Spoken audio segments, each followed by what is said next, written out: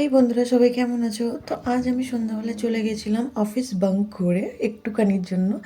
তো একটা সালুয়াই মেলা চলছে আমাদের খড়গপুরে, সালুয়ায়। তো এটা নেপালিদের যেহেতু মেলাটা কোনো বড় সড়ো নয়, ছোটো মোটো একটা মেলা। তো এখানে 10 টাকার টিকিট কেটে তারপরে ঢুকতে হবে, একটা স্কুলের মধ্যে হচ্ছে। তো ভেতরে ঢুকে বেশি বড়ও নয়, ছোটো মোটো একটা স্টল বসেছে। তো নেপালিদের কিছু জিনিসপত্র সামনাসামনি ছিল, বাকি পেছনে যেগুলো দেখছো সেগুলো সব খাবারের জিনিসপত্র। তো এখানে আমরা প্রথমে কিছু জিনিস দেখে নিলাম। এখানে বেশি নেপালিদেরই জিনিস, আমাদের কিছুই নেই। তো এখানে ফল টল রয়েছে, আর ওপাশে জামা কাপড় টুকটাক, আর এই পাশে টোটালি খাবার বুক স্টলগুলো রয়েছে। আর হচ্ছে নর্মালি তোমরা ঘুরে দেখে আসতে পারো, আমাকে এতটাও খাস লাগেনি। এটা যেহেতু নেপালিদের, তো নেপালিরা একটু শান্ত থাকতে বেশি পছন্দ করে। এত আর ওখানে এত ভিড়ভাট্টাও ছিল না, একটু মানে খালি ছিল জায়গাটা।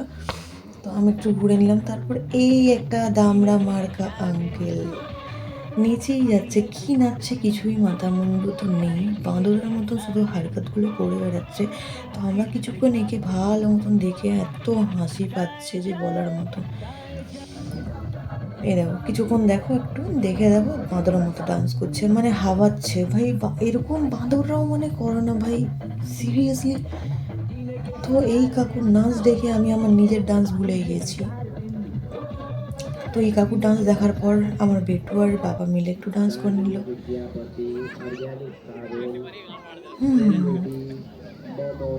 মাই কিউটি পাই। তো এখানে আমরা কিছু খাবার স্টলে চলে এসেছিলাম। পাশে পাশে শুধু পোক বানানো হচ্ছে, পোক মানে তোমরা সবাই জানো। তো এখানে এটা ফেমাস, নেপালিদের ফেমাস এটা বানানো হচ্ছে। তো এটার জন্যই মাস্ট বি আমি এসেছিলাম, নাহলে আমি আসতাম না। তো এটা জানি না আমি কী ছিল, এটা তো বলছে মুগ ডালের কিছু একটা। তো আমি আবার চলে গেছিলাম স্টলে যাবার পর ওখান থেকে ওই আমার ফেমাস যেটা বসেছে, সবাই খেতে যাচ্ছে, তো ওই মিষ্টিটাই জাস্ট নিতে গেছিলাম। তো ওর সাথে আরও কী কী সব দিয়েছে, আলুর তরকারি, যেটা আলুর দম আমরা বানাই, কিন্তু ওদের আলুর দমটা একটু আলাদা। তো ম্যাসি ছিল, আর একটা চাউমিনের মতন কিছু একটা ছিল, চাউমিন বলবো না, ওর মধ্যে শসা, মূলো, এটাই ছিল, আর একটা চাউমিনের মতো কেমন একটা ছিল। তো এটা আমি নিয়ে চলে এসেছিলাম। তো এটা দেখে মনে হচ্ছিলো আমি চাইনিজদের খাবার খেতে এসেছি। তো আমি আরেকটা স্টলে এসে দেখছি কিছু আচার টাচার রাখা, কিন্তু এই আচার আমাদের বাঙালিদের মতো আচার নয়, একটু আলাদা। আর কিছু খাবার জিনিস রাখা ছিল, ওটা দেখতে দেখতে আমি চলে গেছিলাম সবজির দোকানে। তো সবজি তো অবভিয়াসলি আমি নিয়ে কী করবো, ওখানে কিছু ডাল টাল বিক্রি হচ্ছিলো, আর বোম্বাই লঙ্কা বিক্রি হচ্ছে চারিদিকে। তো অবভিয়াসলি আমাদের খড়গপুরে বোম্বাই লঙ্কা এর থেকে ভালো পাওয়া যায়। আর চলে গেছিলাম চাকুর দোকানে।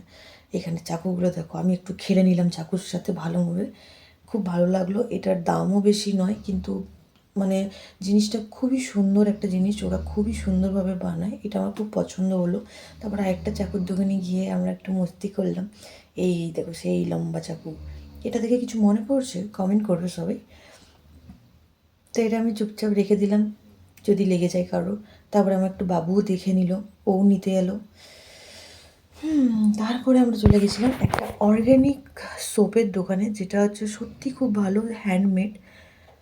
তো তারপরে আমি চলে গেলাম বাড়িতে।